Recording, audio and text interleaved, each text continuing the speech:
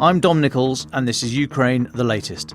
Today, we report how the latest Ukrainian strikes inside Russia can be seen from space, and discuss a bipartisan congressional paper that says the US should fundamentally revisit the post-Cold War status quo in its relations with Russia. Bravery takes you through the most unimaginable hardships to finally reward you with victory. The first duty of my government is security and defence, to make clear our unshakable support of NATO and with our allies towards Ukraine. Kyiv stands strong. Nobody's going to break us. We're strong. We're Ukrainians. It's Monday, the 30th of September, 2 years and 224 days since the full-scale invasion began. And today I'm joined by Assistant Comment Editor Francis Dearnley and former British Defence Attaché to Russia and Ukraine, John Foreman. I started with the latest battlefield updates from Ukraine and Russia. We'll go backwards over the weekend. Start from this morning, starting in Ukraine and in Kyiv. So Kyiv was targeted by several waves of Russian attack drones last night, overnight Sunday, Monday. This comes from city authorities speaking this morning. 73 Shahed-type drones were launched against cities across Ukraine overnight, 67 of which were intercepted, one last seen heading back into Belarus.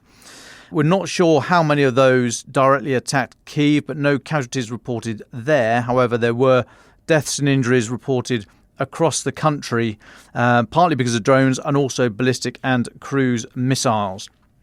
Now, that follows a weekend that started when Russian forces launched a double-tap strike on a hospital in the northeastern city of Sumy on Saturday, killing 10, injuring 22. Russia initially attacked with an airstrike and drones, and then that was followed up by at least one glide bomb, Ukraine's Air Force commented there. Now, that obviously came at the end of a week when Israel's strikes on Hezbollah had been the big news at the United Nations, but Russia's invasion of Ukraine did manage to get a bit of a look in. So I was, surprised, disappointed, not sure. Still no word from Secretary General about a P5 member bombing a hospital. Fair's fair. Antonio Guterres is only paid $250,000 a year, and he did say last week, hell is breaking loose in Lebanon. You can't expect him to make two statements in the same week. Now then, into Russia, and yesterday, Sunday, Ukrainian forces reportedly struck a Russian ammunition depot and a missile storage facility near Kotlebane, that's in Volgograd Oblast, about 200 k's east of Ukraine, Volgograd being the new name for what was Stalingrad during the war. Now, drones from a number of Ukrainian groupings, the Unmanned Systems Forces, that was that new department, if you like, new part of the branch of the regular military setup to coordinate drone capabilities. I'm not sure if that extends into the procurement of them or just the operational elements. But anyway, the Unmanned Systems Forces, as well as the Special Ops Forces, Ukraine's military intelligence, and the SBU, Ukraine's security service. So they hit this Russian facility that was thought to hold a shipment of Iranian missiles that had recently arrived. The strike caused a fire and secondary ammunition detonations. Always got to watch out for the secondaries. Now, Russian opposition outlet Astra reported that they had sources in Rostov Oblast's emergency services saying that Russian forces had shot down 20 Ukrainian drones targeting the Milarovo air base. That's 20 kilometres east of Ukraine, also overnight Saturday, Sunday. Now, at this point, I should introduce those that have not used this before to NASA's FIRMS technology. So NASA, as in the NASA National Aeronautical Space Administration, the big space boffins, their FIRMS technology. FIRMS is the Fire Information for Resource Management System. And NASA uses it to publish near real-time satellite imagery to help emergency services dealing with things like forest fires and all that kind of stuff. The system was launched in January 21. I mention it because a number of open source intelligence analysts refer to FIRMS data after military strikes. So it's not foolproof or by any way definitive proof of a strike, but basically if a fire suddenly erupts at a Russian ammunition compound or an airbase such that it can be seen from space, it's generally taken to be reasonable evidence of a successful Ukrainian hit. Anyway, after these apparent strikes over the weekend on the Milarovo airbase, Saturday, Sunday, and that missile storage facility near Kotlebane yesterday, NASA's firms did show heat anomalies near both facilities. So take from that what you will. Russia's MOD said they shot down 125 Ukrainian drones overnight Saturday, Sunday, including 67 over Volgograd Oblast, 17 over Voronezh Oblast, and 18 over Rostov Oblast. That's basically southeast, east, and northeast of Ukraine. So we don't often get any confirmation at all from Ukraine of these things, certainly not close to the alleged strikes, but Russia claiming that they shot down that number of drones suggests there was a large strike. Put that together with the NASA firm's data, and I think at least something got through. Elsewhere, not a lot of ground movement over the weekend. Ukrainian forces slightly expanded their lodgement in Kursk to the west of their main sort of holding up there. And Russian forces made small gains towards eastern Toretsk and southeast of Pokrovsk, but that's not an awful lot else. A couple more for me. I'm going to be careful of my attribution here. Okay, enough said on that. There are very strong suggestions that Chinese companies are supplying military attack drones to Russia for use in Ukraine. Now, if confirmed, that would be the first known complete weapon system to be delivered to Russia from China for the war.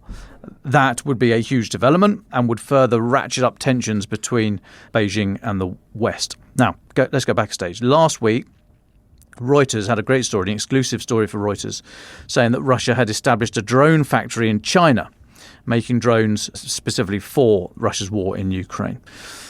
Russia and China both deny it. Reuters cited two sources from a European intelligence agency and documents that they had seen. Then Open Source, a Foreign Office spokesman here in the UK, said that they were extremely concerned by that report and said that it, quote, adds to a growing body of open source evidence that Chinese companies are enabling Russia's illegal invasion of Ukraine, including through the provision of key components, and, based on this report, potentially the supply of weapons themselves. This would be a direct contradiction to statements from China that it would not provide weapons to relevant parties of the conflict, unquote. Right, so I've been speaking to a few people over the weekend, but I'll go no further.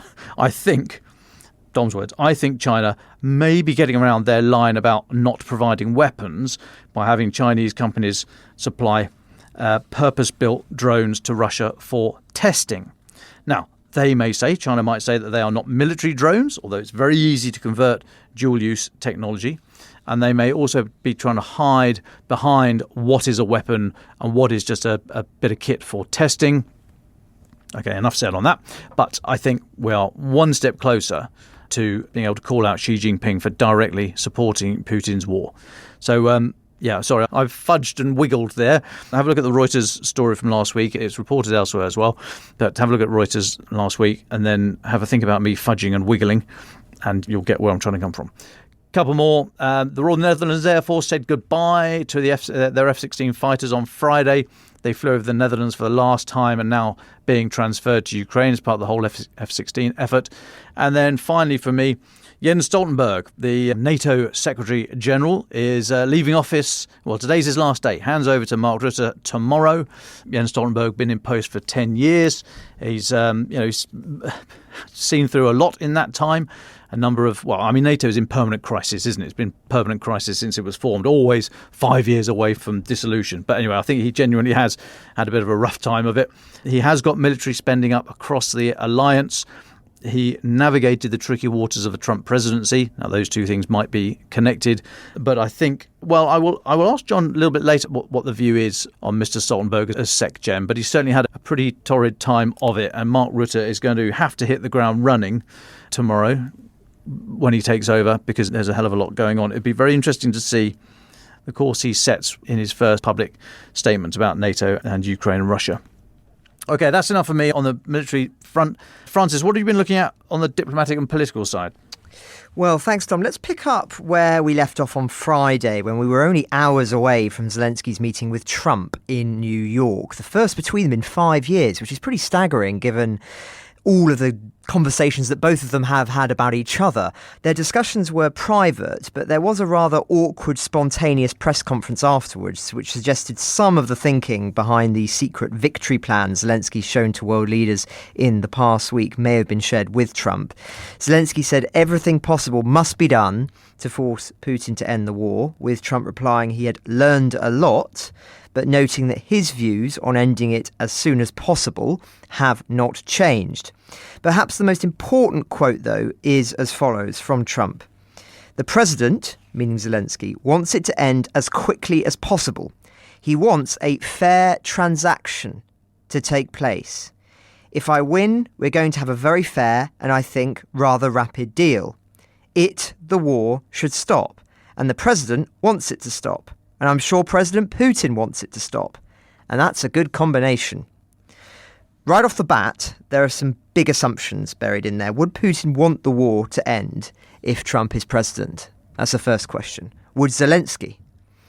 Then there's the word transaction, which suggests possibly an exchange of territory for peace, which would, of course, appeal for a businessman like Trump. But is that conceivable, given the strength of Ukrainian feeling on the matter? Could that transaction, could that territory be Kursk? Or do we mean some of the places in Crimea or in the east? We do not know.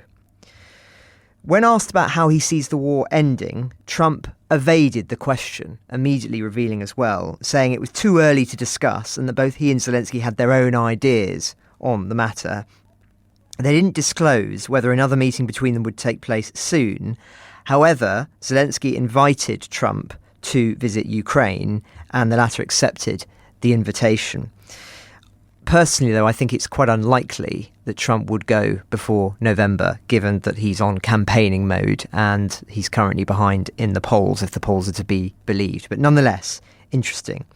The most toe-curling bit, though, of the whole press conference was when Trump said, "We have a very good relationship," looking to his right, speaking to Zelensky. "I also have a very good relationship, as you know, with President Putin. And if we win, I think we're going to get it resolved very quickly." Zelensky then quickly interjected, "I hope we have more good relations between us," speaking, of course, about Zelensky and Trump. Now, we know Trump has talked up his relationship and respect for Putin for many times. It's no great surprise, but it is worth our just taking a moment to reflect on just how remarkable this is. A US president, leader of the free world, saying he has a good relationship with a dictator known to murder his opponents and is in charge of an army that has committed countless war crimes and has said publicly that America is Russia's great enemy. It is almost inconceivable in any other recent political period, yet it has become almost normalised. Just thought we should pause and reflect on that for a moment. But the Ukrainians, despite all of that, are still trying to project faith, with Zelensky telling Fox News after the meeting with Trump that he'd received very direct information from the former president that he is still on our side. It's not impossible that Trump could be more hawkish than we expect if he were re-elected, and that a large part of his Ukrainian condemnation is part of his strategy for the election. But I'll be frank, I'm less convinced, as Trump's remarks are indicative, I think, of his attitude as opposed to detailed policy proposals that have been mooted and discussed with his team. And that attitude is clearly not favourable to the Ukrainians. But anyway, that's the Trump-Zelensky meeting. How should we assess Zelensky's visit to the United States last week? I do think it's too early to say, not least because Washington and other world leaders have been distracted by events unfolding in the Middle East. But the early signs are not exactly promising.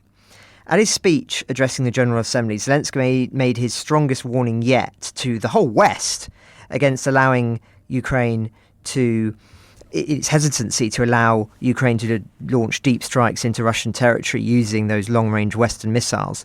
He also warned about the dangers of Moscow staging some kind of nuclear incident with one of the power plants that they control, something that listeners, of course, will be very familiar with, given it was a major topic of conversation in the first year of the war. Yet there's been little sign of those speeches and the private meetings that Zelensky had moving things majorly. Yes, there was the new massive US aid package that was announced that we talked about on Friday, not insignificant, but it's not a major policy shift. It's not what Kyiv wanted. So Zelensky's in a very difficult political situation at the moment. He's hamstrung at home as his parliament without elections has become rather rudderless. He is as yet unable to persuade President Biden to grant more weapons permissions. And much of the rest of the world is more concerned about the Middle East or the upcoming American presidential election, and in essence want to keep their powder dry to wait and see the result, given the gravity of how significant that result will be. Fundamentally then, despite the Kursk incursion, Zelensky has not managed to change the conversation decisively yet. Though I do think it is underappreciated the degree to which Kursk has played a significant role in re-angling discussions around negotiations. Symbolically, Kyiv now has something to trade. And that is important for making diplomats think differently about the tone of the conversation looking forward. And perhaps that reference to transaction by Trump speaks to that. But we'll have to wait and see, everyone. Conversations are very much ongoing. Now, in other news, a few brief things to mention. A hard-right party opposed to Ukraine aid has won the biggest number of seats in Austria's elections over the weekend. The Freedom Party came first last night in a vote that wasn't a huge surprise, but it will have some ramifications, something we'll be discussing in detail in tomorrow's podcast, once the full details are digested and we're able to see more clearly what the government is going to look like there. A top Orban aide, in other news, has also sparked outrage by calling Ukraine's resistance to the Russian invasion irresponsible, suggesting his country would have advised against fighting back at all if it had been asked. A frankly extraordinary statement for a figure in a country which itself saw many thousands of people trying to resist the subordination to the Soviet Union in 1956, with tens of thousands of people arrested by the Soviet Allied government after the tanks rolled in. And speaking of history, Ukraine commemorated at the weekend the 83rd anniversary of the Babin Yar, when the Nazis murdered 33,771 Jews alongside prisoners of war, communists and Romani people over a 2-day period. Zelensky said that it is a terrifying symbol of what can happen when the world lacks the determination to stand up against evil. David was working on a documentary about that massacre and that period at the time of his passing, and we do intend to finish it for him. So just bear with us on that. A fascinating subject, and one that David showed me some of the material that he gathered with Attaché, and it's really, really quite extraordinary.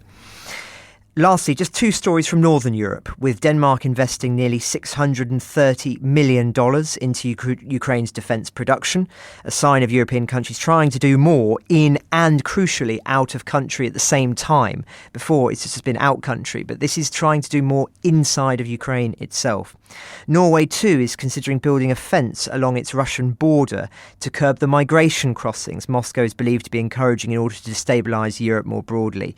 2 signs, once again, of policies that will lead to long-lasting changes, very hard to reverse once begun, and indicative, I think, of the changes taking place as a result of the war that, again, we tend not to be able to see up close, but when zoomed out, become very significant in abstract. Historically, it's these kind of things that become setting a pattern, and, as I say, are very difficult to change once invoked. So a lot going on, a very significant week last week and a busy political weekend. Well, thank you, Francis. Now let's turn to our guest for today, John Foreman. Been on the pod before. Thank you very much. Always appreciate your input, especially with your experience as a former British Defence Attaché, as I say, to Russia and Ukraine.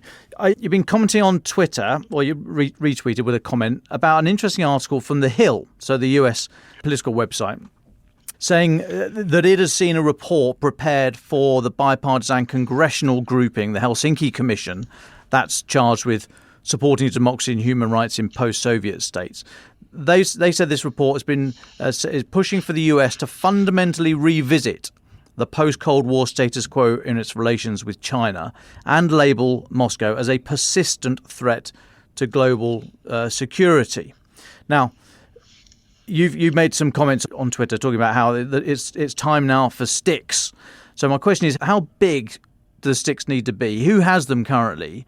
And where should they be applied? Welcome back, John. Yeah, I mean, I think I saw that because I think the last time I was on the podcast, I made the point about the lack of strategy, lack of strategic thinking in the West, and how, as Rusi noted before the last NATO summit in Washington, that NATO itself had been reactive to Russian aggression rather than being proactive. And I said, I think in an article in The Spectator, that there needs to be a new agreement of a strategic approach towards Russia, similar to what NATO had in the past.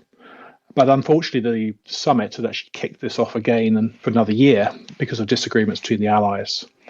But the consequence of not having a political direction would mean that the Kremlin would continue to set the pace of Euro-Atlantic security. So I welcome the Helsinki Commission's leaked report.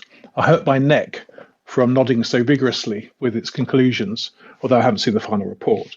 But I think the fundamental conclusion that the strategy we set for Russia after the Cold War, of that cooperation with it and economic incentives would moderate its behaviour, have been flawed.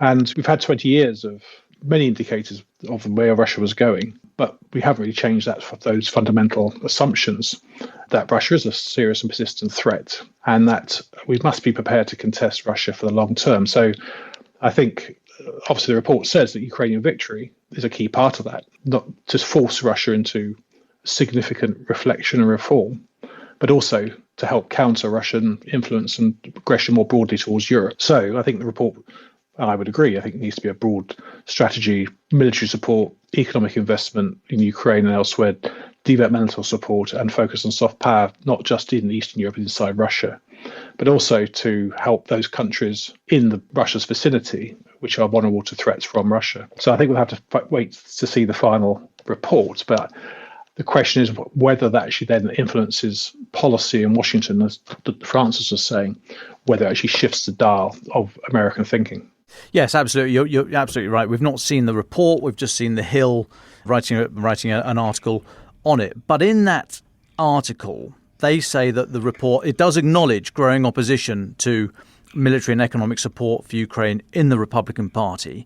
But it does say that there are GOP leaders, such as Committee Chair Joe Wilson, Chair of the House Foreign Affairs Committee Michael McCaul, and Chair of the House Select Committee on Intelligence Mike Turner, who are, the Hill say, largely bullish on supporting Ukraine. So do you think that, given the position the Republican Party is at the moment, but with people of that seniority holding those positions and views, do you think if the Hill's article is accurate, do you think this report will carry any weight in the wider party and with Donald Trump? Well, I think, as Francis was talking about Trump's own position towards Russia, I think the split inside the Republican Party on foreign policy is clear, away from the more traditional Atlanticism, which these congressmen and senators represent, and people like Joe Biden, and the mainstream political thought in Washington. There has been a shift towards an isolationism or a drift away from Europe over the last 30 years in Washington, and Americans questioning why 750 million Europeans rely so heavily on a country of 330 Americans for their protection. So I think Trump is not the only one inside that in the Republican Party. There is quite a strong trend there. I think also in parts of the Democratic Party as well. So I think the committee itself is 9 congressmen, 9 senators, bipartisan, so equally representative of 2 main parties. We'll have to see. But I think what's interesting for me is I saw Zelensky's meeting with Harris, and she was pretty strong on both Russia and Ukrainian rhetoric. But again, if she wins, how does her policy change? Is she continuity Biden? What's her own national security team think? How will they evolve in the position set out by people like Jake Sullivan, if at all? And if Trump wins, I think there is a great risk towards a reorientation in Europe, where Washington takes the greatest backseat in Europe and cuts a deal with Putin over Ukraine, which I think severely would weaken European security and also go against the recommendations of this committee about actually doing deals with Russia won't moderate its behaviour. Absolutely. And as you allude to there, Francis's comments saying that President Zelensky might not have come away last week with the policy shifts that he was hoping for, although maybe we wouldn't see it so obviously in the public domain, although I think the body language does speak for that. But we kept saying last week was going to be a big week at the UN. Roland Oliphant kept saying it over and over again. How would you rate President Zelensky's performance last week? And do you think he'd be happy with how the week turned out? Yeah, I think I said a week ago on Sky Breakfast it was going to be a big week. We seem to have these big weeks when Zelensky goes to Washington to ask for assistance and asks for more support, and he comes away either empty-handed or not with exactly what he needs. I mean, I think, as you said, getting another aid package for the Americans is substantial. I mean, what is it, $9 billion ahead of the winter to stem the breach in the front line? That's always going to be useful. But I think politically, the victory plan, which remains elusive, in particular, issues of security and security guarantees through membership of NATO. There was no membership that mentioned that at all. So I think, as you said, it's too early to tell exactly what he came away with. But I don't think he came away fully loaded with all what he wanted. But I think having met by Trump and Harris and Biden was useful, as well as other people on the Hill. But again, unfortunately, his visit got used as a stick by the Republicans to beat him, having gone to that 155 factory in Pennsylvania, which is a key swing state. So it shows that, as you said in your introduction, everything has to be seen through the lens of November. Until we're past November, I don't think we'll see any change of policy or direction in Washington. Yeah. I agree. You mentioned Article 5 there, and with a lot of talk about security guarantees for Ukraine that might be the precursor to some form of peace or greater efforts towards peace. When it comes to security guarantees, is it even worth discussing anything other than Article 5? Is that the only show in town? Yeah, I mean, I think you've got NATO membership. If you look at the North Atlantic Treaty, with the political side, the economic side, defence spending, and Article 4 and 5 to do with discussions and also providing assistance in the event of an armed attack. I think that is the only credible way of guaranteeing Ukrainian security for the long term, to avoid it being left in the grey zone, as I think the Lithuanian foreign minister likes to talk about. If Ukraine is between Russia and Europe, it will lose because Russia treats it more existentially as Europe does. So I think it's the only show in town. Europe does have sort of looser security guarantees written within Article 42, but they're not so credible. And I think none of the agreements which have been signed bilaterally between the UK and Poland, Germany, France, US with Ukraine substitute for the ultimate nuclear guarantee represented in the NATO treaty. So you can't be semi-pregnant. You're either in NATO and you're out, and trying to extend quasi-security assurances or security agreements don't substitute for Article 5 at all. Yeah, I wonder if that, I agree. I wonder if that's firming up that belief / understanding that it's NATO or bust, Article 5 or bust, and therefore the conversation maybe shifts in a very difficult way. I mean, I think you just look at what leaders said in July in Washington. So the communique promised again that Ukraine's future is in NATO, but that's broadly the same words they used in Bucharest in 2008. So they fudged the issue because there's still no clear political pathway to achieve NATO membership. And although NATO leaders agree that Ukraine's independence, sovereignty and territorial integrity within its internationally recognised borders directly contributes to Euro-Atlantic security, they keep havering on starting the membership process. So that leaves Ukraine without security guarantees. And while America places restrictions on Ukraine's ability to defend itself, I think Ukrainians continue to gain little comfort that NATO declares Ukrainian membership as irreversible. Yeah, I'm just wondering who's going to stick their head above the parapet first and start talking about geography and saying NATO membership for the sovereign Ukraine that's able to come out of this war intact and able to extend the writ of the government in Kyiv. I mean, it's a very, very difficult conversation to have. And Zelensky so far has not rowed back from his maximalist aims of complete regaining Ukraine's borders. But ultimately, how much longer is that line able to be held, and how much longer can the counter-argument be dismissed as you're allowing Russia to drive a wedge in there if you start talking about anything other than complete maximalist territorial gains? Well, I think you're right. I remember in 2007, 2008, when George Bush was trying to push starting the process of membership for Ukraine, and it was turned down by the French and the Germans. Chancellor Merkel was adamantly against it, and I don't think that's changed. I think as you get closer to Ukraine, territorially or geographically, the logic of Ukrainian membership of the alliance is clearer. And that's why you see statements from people in the East and Finland and the Baltic states, Poland, for example. But there's no consensus, and that's the problem. Hungary is against it. Slovakia is against it. Countries in Southern Europe, Spain, they have different priorities, different focus, and they see the risks of Ukrainian membership of the alliance outweighing the rewards. Now, the British, I think, have been fairly clear and probably were forward-leaning. But again, ahead of the summit, there was discussions, you saw leaks, whatever, what was going to be on the agenda.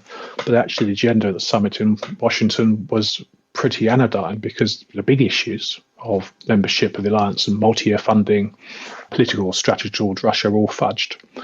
And it was more lot of mutual backslapping, but not one of those sort of pivotal summits which really changes the direction of the alliance. Now, just finally for me, before I hand over to Francis, as I said before, last day in office for Jens Stoltenberg, 10 years in post. What would you put on his report card? And what do you think Mark Rutte, the incoming NATO Secretary, what do you think Mark Rutte's priorities should be? Well, I've met Stoltenberg twice. I saw him once in NATO in Naples about 10 years ago when he was on his first tour of all the various institutions and command bits of the alliance. And I saw him in action in the North Atlantic Council when I worked in Brussels for the European Union. And I think he's the second longest Secretary General in NATO history. He's been a pretty impressive individual, I think. I mean, his qualities are he's a good, safe pair of hands. He's calm. He's highly experienced. He's astute. And he's not fallen into the trap of only speaking for Western Europe. He's actually outreached to those in the East. He's had to deal with the hospital pass of implementing all the response measures to Crimea and the dirty war in Donbass, and then, of course, the changes to the alliance and transformation, and then the war itself in 2022. I think he's refocused on collective defence. He has said he's helped implement all those response measures in Eastern Europe and seen an increase in NATO's presence and posture and implementation of the collective defence plans and shake-up of the command system.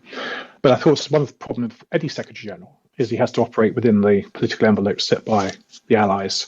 People, I think, sometimes get the role of Secretary General wrong. They think he has an independent voice, and they say the Secretary General has said this or that, but actually what he's operating on is what's been agreed by the nation leaders at the summit.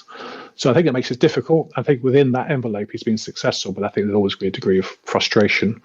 So I'd give him a pretty strong report, and I think we've been fortunate to have somebody of his caliber at such an important time. Just looking at Mark Rutte, I spoke to a very senior British officer about Rutte maybe 6 months ago, and he was dismissive. He said he was more of a yes man and a bit more political, should we say, likes the intrigue. But there again, he's a former prime minister of a democracy. He's again shares many of the same characteristics as Stoltenberg in terms of his astute nature and his ability to make deals. And of course, I think one of the issues people were looking ahead was, okay, if Trump wins, you need somebody who's got A, an established relationship with Trump, and B, will understand how to work within the envelope if the Americans do seek to reshape their partnership or their approach towards Europe and to tilt more towards the Pacific. So I will say, I don't know whether I'll agree with the very senior officer who spoke to me about him. I'll wait to see on results, but I expect quite early stage, quite a lot of continuity of approach from Stoltenberg. Thanks, John. It's Francis here. Just staying on some of these themes, you were talking earlier on about the American position on the war and how significant it would be. But indeed, as we've talked about many, many times, it's Europe's that is arguably as fundamental, if not more so, because even if Harris wins, we are going to be in a situation where America is likely not to support Kyiv in the way that it really wants, not in terms of anything too fundamental, which means it will be Europe's fight. And I'm just interested in whether you think from your conversations that Europe is still in denial about how serious things could be, whether it's a Trump victory, whether Harris wins, or whether they're just blindfolded to the potential risks. And further to that, what would you be saying to them if you were advising them? Well, I think, when we look back to Trump, I was in, I think, NATO or the European, I can't remember, in Brussels when Trump became president and flew in.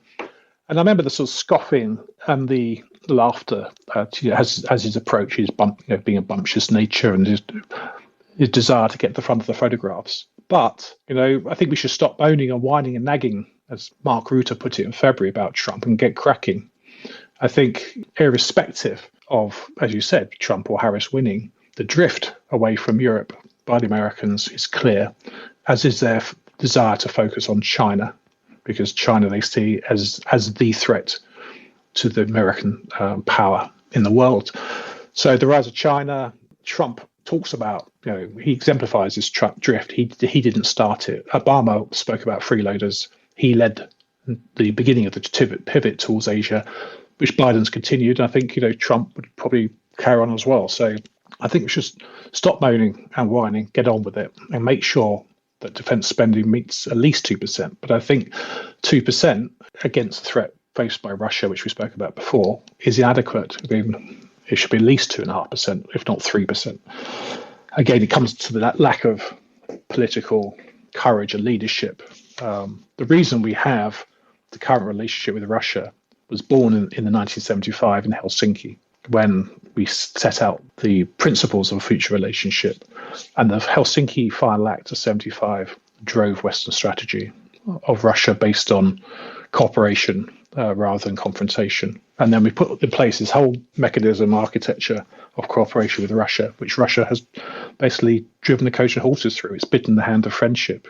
And the fact that it's taken 25 years of Putin and we're still having the same discussions shows me that there's been a lack of appreciation of the Russian threat, a lack of strategic grip, and a lack of political courage to reverse that trend.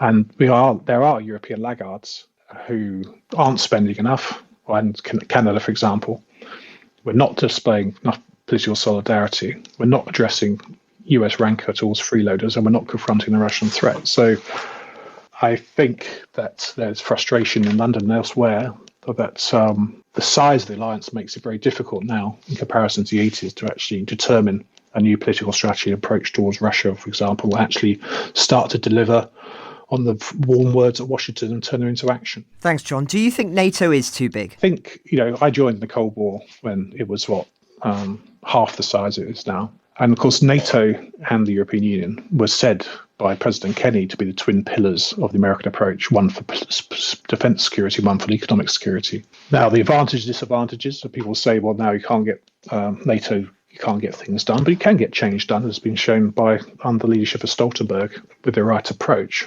And I think the advantages for us of a Europe whole and free, and that NATO's role in strengthening and buttressing the emergence of democracies across Eastern Europe is a fantastic achievement for the alliance. And I would hope that the same approach would be extended to Ukraine in the future to bolster its own democracy and provide it with the security it needs to join the European family of nations. One last one from me. You were talking about your experience with Russia over a very extended period of time over your distinguished career. What perspectives on Russia can you offer with that first-hand experience? What do commentators, what do politicians get wrong about Russia because they haven't perhaps interacted with or followed the Moscow? Yeah, but I think if you're there, I was there for 3 years, and I've been going backwards and forwards for the whole time I was in the Navy.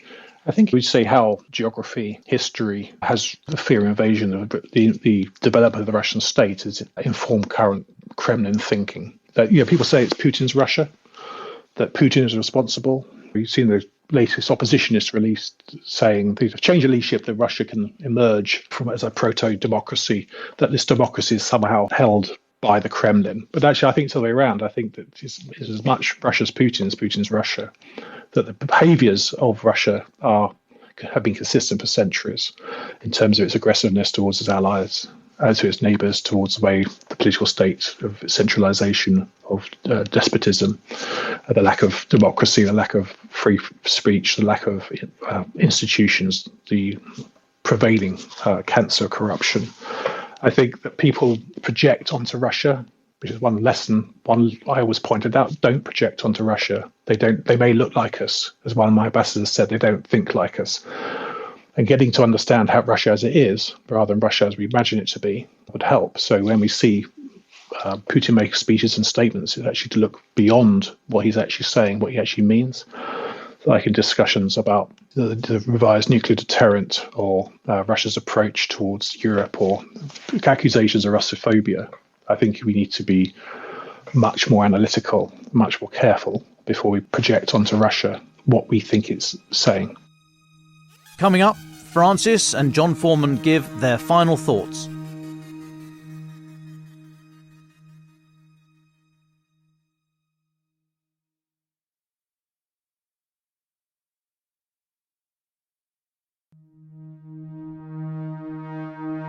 Francis, can we have your final thoughts, please? Thanks, Tom. Both of us are in the studio today, but there is an empty chair here, David's chair. It's an emotional week for us because it is the week of David's funeral. We promised we would let you know more details last week, and we have them now. It will be this Thursday at 11:15. You'll be able to watch wherever you are around the world, and we'll have a link for you tomorrow that you will be able to click on and watch it at that time, and we'll keep you informed, of course. We know how many of you do plan to watch along. You've been emailing and messaging us ever since the news came through, and it has been simply extraordinary. One of the tasks that Dom and I had, along with Louisa and Giles, our executive producers, was to work through those messages so that we could pass on many of them to David's family. And it was quite an incredible experience. Emotional, challenging, yes, but also absolutely inspiring to hear how much David meant to you. And so, as I say, the link will be shared tomorrow, and we will share more details with you this week as they come in about exactly what will be happening and who will be there, etc. But we just wanted to let you know the date, Thursday, 11:15 London time, and to let you know again that you will be able to watch around the world. If you plan to join us, let us know, as it would be great for us to be able to say to the family all of those places, whether it be Ukraine, Australia, Canada, that will be tuning in for our friend David. Well, thank you, Francis. And yes, please do let us know, folks, if you're going to dial in. It'd be lovely to know who's with us. John, lovely to have you back as our guest today. Would you like the final thoughts, please? Can I have two, if that's possible, Dom? The first is that Putin was talking today. It's Reunification Day, which is a made-up Russian celebration of the forced annexation of 4 oblasts of Ukraine, illegal annexation. And he said that the truth is on our side, all goals will be achieved. He repeated his justification about protecting Russian speakers against a, quote, neo-Nazi dictatorship, which aimed to cut them off forever, their historic homeland from Russia. He slammed the West, which has turned Ukraine into their colony, a military base aimed at Russia. And we have fanned hate, radical nationalism, and hostility to everything Russian. And that first point would be Putin's not changing course. He's absolutely committed to the subjugation of Ukraine, not just the 4 oblasts in question, but I think the whole country. And I think the first point would be, will the West rise to the occasion, as sketched out by the Helsinki Commission, as we've been talking about, to actually confront Putin, not only in Ukraine, but also towards Europe. But secondly, I'd just like to say I was gutted to learn of David's death when I was in the United States. It was an honour to have been the guest on his last edition of this podcast. Now, I met him once in London. I think you two were there as well.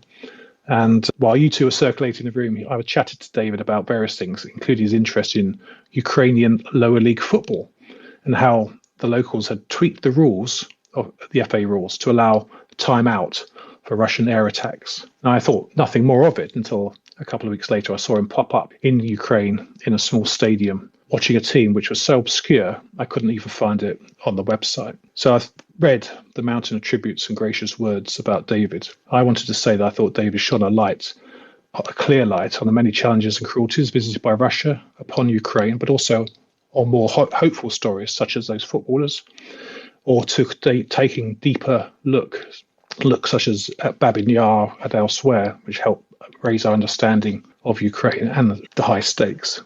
I think independent reporting and reporters are being assailed by governments, by cretins, Putin bots and idiots on social media.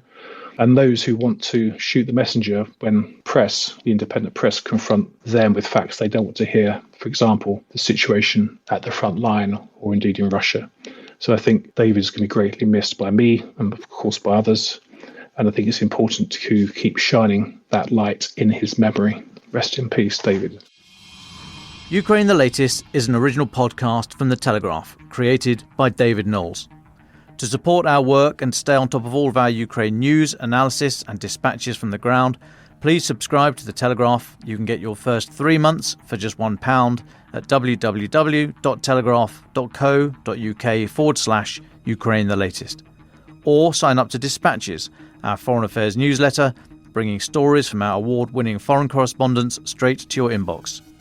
We also have a Ukraine Live blog on our website where you can follow updates as they come in throughout the day, including insights from regular contributors to this podcast.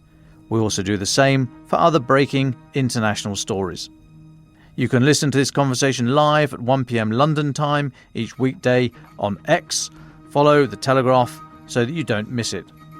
To our listeners on YouTube, please note that due to issues beyond our control, there is sometimes a delay between broadcast and upload, so if you want to hear Ukraine the Latest as soon as it's released, do refer to podcast apps. If you appreciated this podcast, please consider following Ukraine the Latest on your preferred podcast app and leave us a review, as it really helps others find the show. Please also share it with those who may not be aware we exist. You can also get in touch directly to ask questions or give comments by emailing ukrainepod@telegraph.co.uk. We do continue to read every message. You can also contact us directly on X. You can find our handles in the description for this episode. As ever, we are especially interested to hear where you are listening from around the world. Ukraine the Latest was today produced by Rachel Porter. Executive producers are Louisa Wells and David Nicholls.